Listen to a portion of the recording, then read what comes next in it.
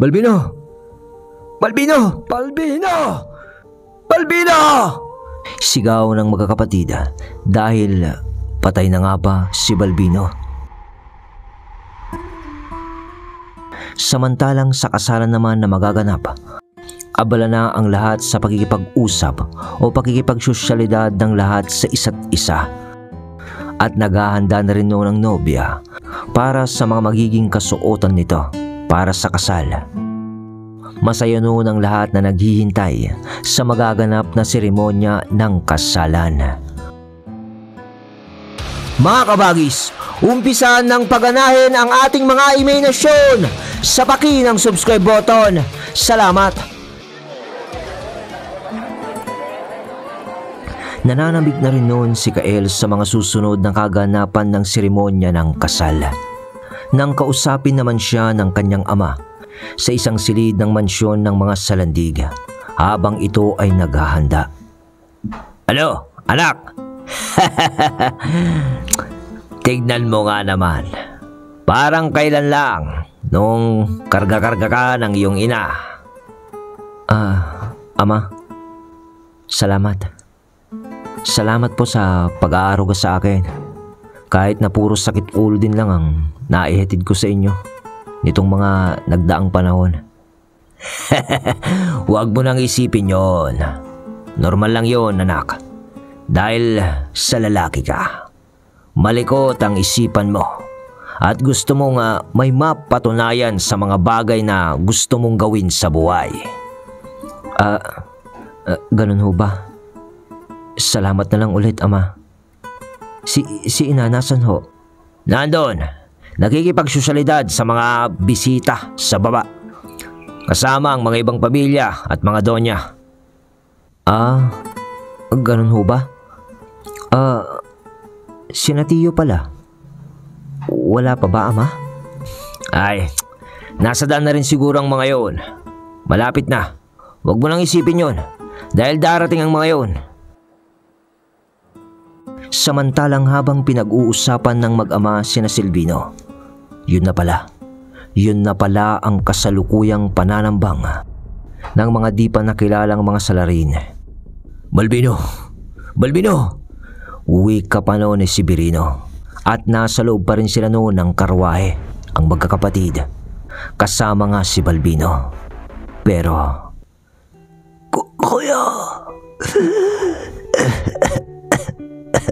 Kuya,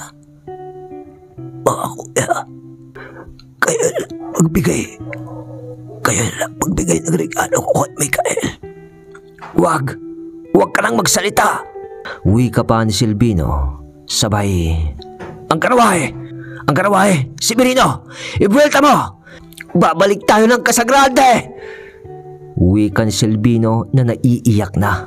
Pero ang dalawang kapatid nito noon ay pumapatak na ang kanilang mga luha sa kanilang mga mata habang ibinibuelta nga nila ang karwahe papabalik sa Casagrande. Dahil maski ang kutsero nila ay wala na sa lugar. Ibig sabihin ay kasabwat din ang kutsero na yun sa pananambang sa magkakapatid na dalagit.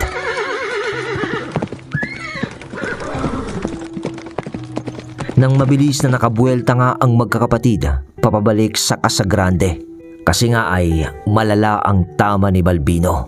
Mukhang napuruhan ito. Pagdating natin sa entrada ng asyenda, maghanap kayo ng kabayo at puntahan niyo ang pinakamalapit na doktor sa bayang ito. Kuya. Sabi pa ni Silvino na sinang-ayunan naman ng dalawa nitong kapatid. Hindi tinamaan ang tatlo noon dahil nasa kanila ang kanilang mga tagaliwas. Pero sa pagkakataon nga naman ay nakalimutan ni Balbino na suotin ang tagaliwas nito. Kaya nga siya lang yung may tama sa kanilang apat. Balbino, bunso, lumabang ka. Huwag gayon. Wika ni Amador habang lumuluha. Nang humihinga pa naman si Balbino nang makaabot na sila sa bungad ng asyenda. Agaran na bumabanon si Gregorio at nanghiram na lang ng kabayo ito sa mga ibang tao sa malapit din sa asyenda at dahil sa kilalang kilala naman sila ay agaran itong nakakuha agad ng kabayo. At agaran din na pinakaripas ng takbo ang kabayo patungo sa pinakamalapit na doktora na kanilang makukuha upang operahan nga ang kanilang bunso sa ilang bala na tumama sa katawan nito. Naiwan naman noon si Severino na siyang nagmamaneho nga ng karwahe at si Silvino naman ang siyang nakakalong kay Balbino na duguan sa loob ng karwahe. Ngunit sa mga ilang minuto lamang na pag-alis ni Gregorio upang kumuha ng doktor. Kuya!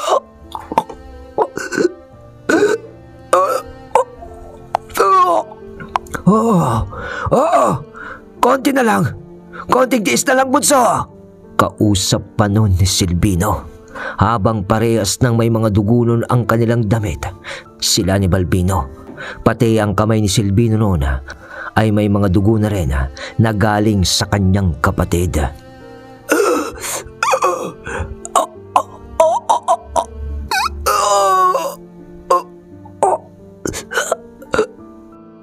Huling paghinga ni Balbino. Wag! Wag! Balbino! Balbino! Wag! Sigaw noon ni Silvino sa loob ng karwahe. Napatigil naman na noon si Severino, sabay baba nito sa pagmamaneho ng mga kabayo. At pagbukas niya ng pinto ng karwahe, napaluhod na lang ito sa harapan ng pintuan ng gilid ng karwahe sapagkat umiling na lang si Silvino sa kanya na umiiyak. Napadukdok na rin lang si Severino noon sa apakan ng karwahe sa harap ng pinto nito sa pagkakaluhod niya sa lupa. At sa mga oras na ito ay patay na nga. Patay na nga ang bunso ng mga dalagit.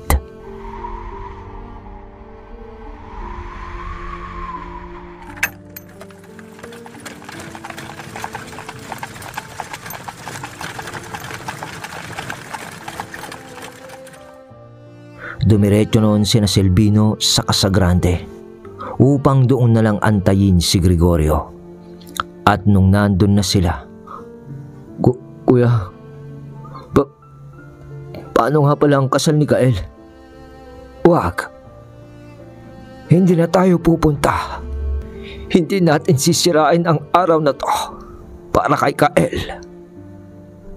Ayokong mabahiran ng pagluluksa ang isa sa pinakamasayang araw ni Kael.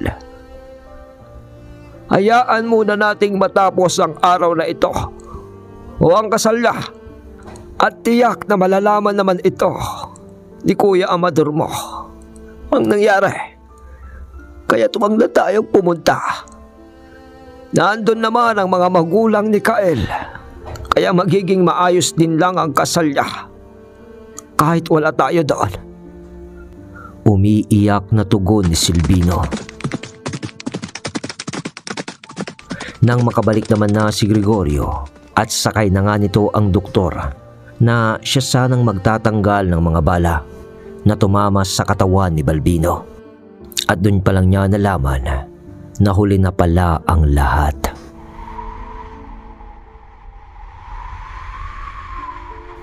At sa mga sandaling ito,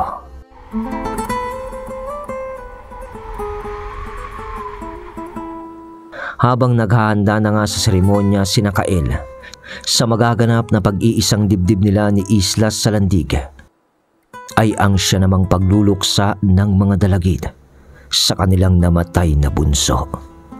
Parang ang naging alay ang buhay ni Balbino sa pag-iisang dibdib ng kanyang pamangkin at ni Isla.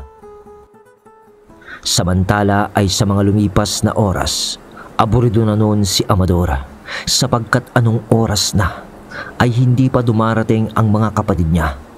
Napapaisip na tuloy ito ng kung ano-ano sapagkat di magagawang baliin ng mga yun ang kanilang mga salita na darating sila.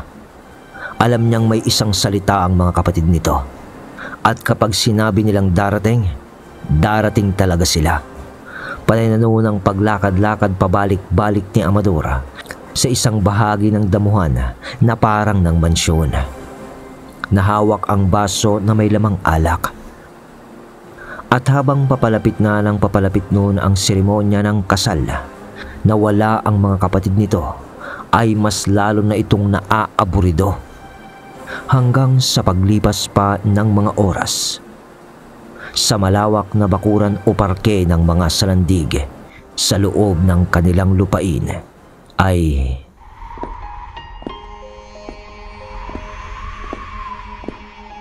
nag-umpisa na nga ang seremonya o programa ng kasal ni Mikael at Isla na magiging dalagit na nga ang apelyido.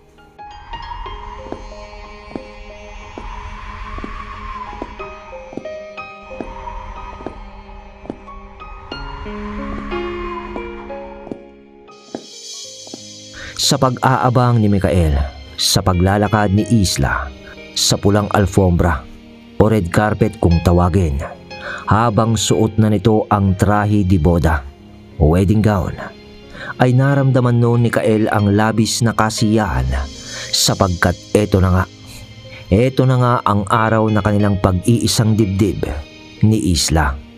Tradisyonal nga ang nangyaring seremonyas ng kasal. Ang kaibahan nga lang ay hindi ito naganap sa loob ng simbahan at sa pare, dahil wala naman masyadong naging palabok pa o sinabi ng pare. At pagkatapos ng pagpapalitan ng singsing ng mag-asawa, ilang sandali pa nga, "Ikaw lalaki, maaari mo lang halikan ng iyong kabiyak." Hudyat ng pare sa unang halik. Noon, uso yon, mga kabagis. Ngayon, baka nasa 100 halik na ang nangyari, bago pa yung Yumi Kiss the Bride.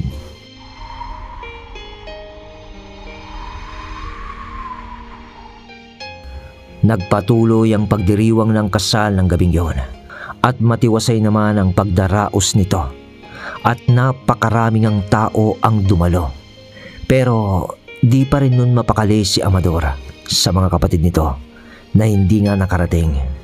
Pero kahit pa man ganon, ay hinaharap pa rin naman niya ang mga bisita ng maayos na parang di siya apektado, na may bumabagabag sa kanyang isipan.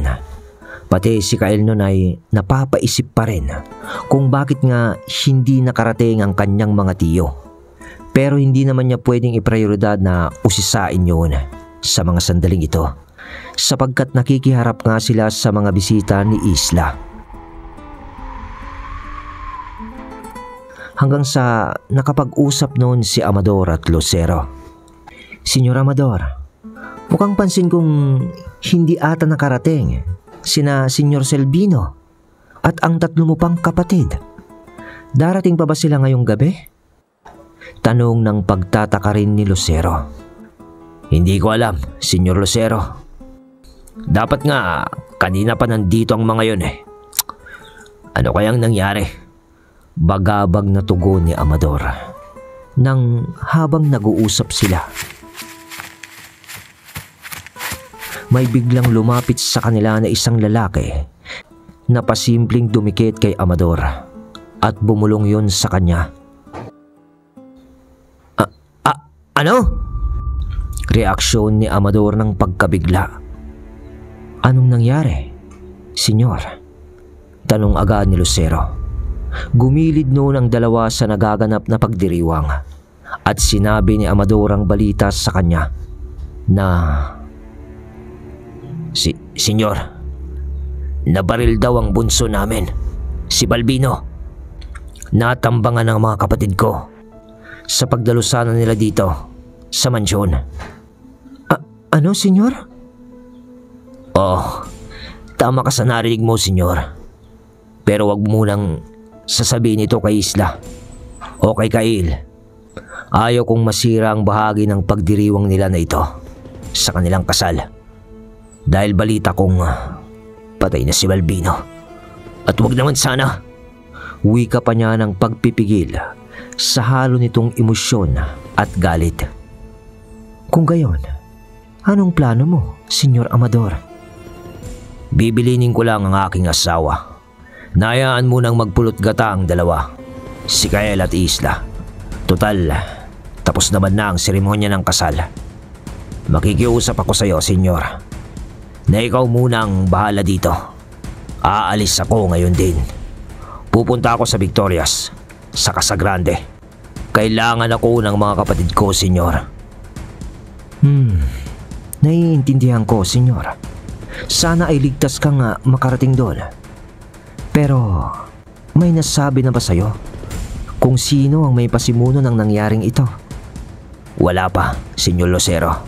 Pero ang mahalaga ngayon ay makauwi muna ako ng Casagrande. Kung gayon, pasasamahan kita sa iba kong mga tauhan, Senyor Amador. Dahil sa nangyari ay delikado nga ang daan. At gabi na, Senyor. Mungkahi pa ni Lucero. Salamat, Senyor. Walang anuman. Iisang pamilya na lang tayo ngayon, Senyor. Kaya normal lang na gawin ko ang tulong na ito. Sige, Senyor. Pagandain mo na lang sila. Aalis na ako. Kakausapin ko lang ang asawa ko. Magpapaalam ka pa ba kay Kael, Senyor? Hindi na, Senyor Lucero. Baka makalata pa siya sa mga nangyari. Sige, Senyor. Mag-iingat ka. Matapos ng usapan ng dalawa, ay agaran na ngang kumilos si Amador papuntang Victorias. At nang matapos nitong makausap ang kanyang asawa, nasipat pa noon ni Kael na parang nag-aapurang sumakay sa karwahe ang kanyang ama. Pagkatapos ay may mga nakakabayo pang mga iilang lalaki na parang sasama sa pag-alis ng kanyang ama. At mga tauhan din naman yun ng mga salandig. Nang tatakbo pa sana noon si Kael upang habulin ng kanyang ama para sana kausapin kung bakit yun aalis. Mahal, gusto ko raw makausap ni Senyora Irina, oh. Oo. Buenas noches, Senyora. Bati ni Kael sa bisita. Sabay lingon niya ulit sa karwahe ng kanyang ama. Ngunit umalis na ito. At malapit na itong lumabas sa trangka o gate na bakal ng bakuran ng mansyon.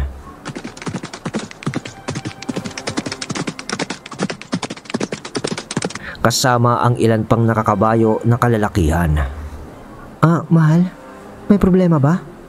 Tanong ni Isla sa kanya dahil nakatingin nga ito sa malayo. Wala naman, mahal ko. Tugon na lang ni Kael. Samantala, bilisan mo, Kamlod! Idiretso mo agad sa Casagrande pagdating natin sa asyenda. Oo, senyor!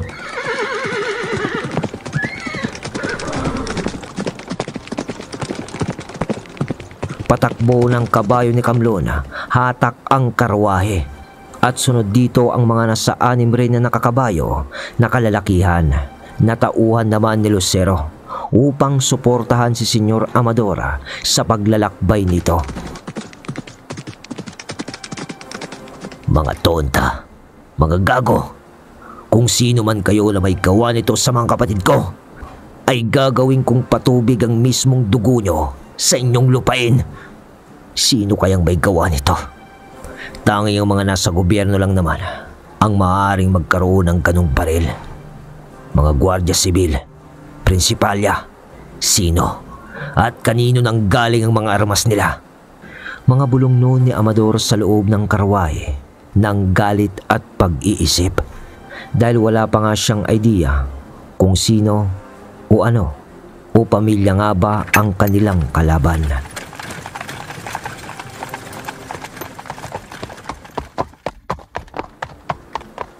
Madaling araw na noon na nakarating si Amador sa Casagrande.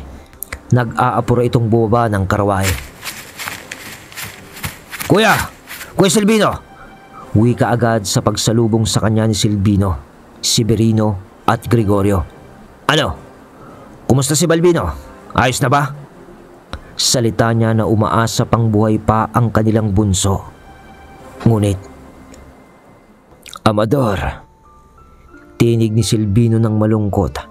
Sabay iling na lang ng mga ito na naging wika ng pagpapahiwatig. Napatay na nga si Balbino. Di na nun umimik si Amador at dumiretso sa loob ng Casa Grande. At nandun nga ang ilan sa mga kasama nila sa bahay na nakatayo malapit kay Balbino sa isang kahoy na lamesa na may banig, kung saan nakahiga nga si Balbino na wala ng buhay. Napahawak noon si Amador sa kanyang sombrero at tinanggal niya ito sabay ng paglapit niya dito.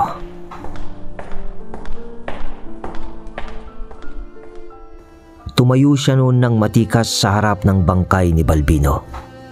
Pero lumuluha ito. Tahimik lang naman ang pag-iyak nito. At katahimikan din lang ang bumalot noon sa loob ng Casa Grande. Hanggang sa mga ilang minuto lang.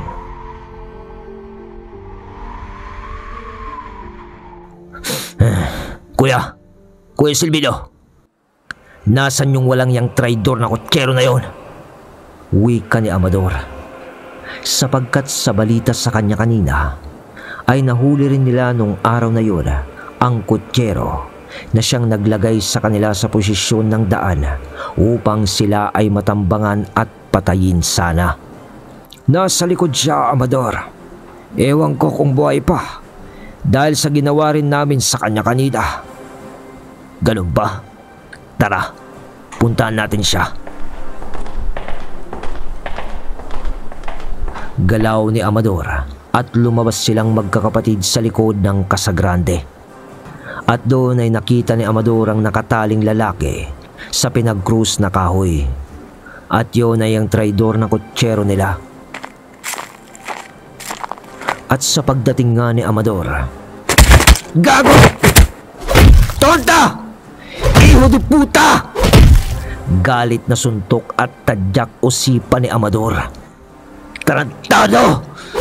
Sino ang nag-utos sa'yo? Pagkwelyo ni Amador dito ng pagtatanong. Pagsasabay-sabayin ko kayong ililibing ng buhay. Puyos na galit nito. Amador, umamin na siya. Ang mga salbasyon, sila ang may gawa nito. Wika ni Silvino. Alright, yun mga kabagis ko, nakakagigil. Woo! So, kumilos na rin sa wakas ang pang-anim na apelyido. Bale, Salandig, Lumantao, Del Fiero, Lamak, Salvacion, at Dalagit. Grabe yun, alam mo yung feeling na masaya ka sana sa kasal. Kaso kagagaling mo lang sa iyakan. Tapos biglang nagagalit ka na rin nung huli. So, abangan ang susunod na kabanata. Next upload siguro ang shoutout natin mga kabagis ko ha. So iiwan ko muna sa inyo ang part 12. Salamat sa suportang tunay.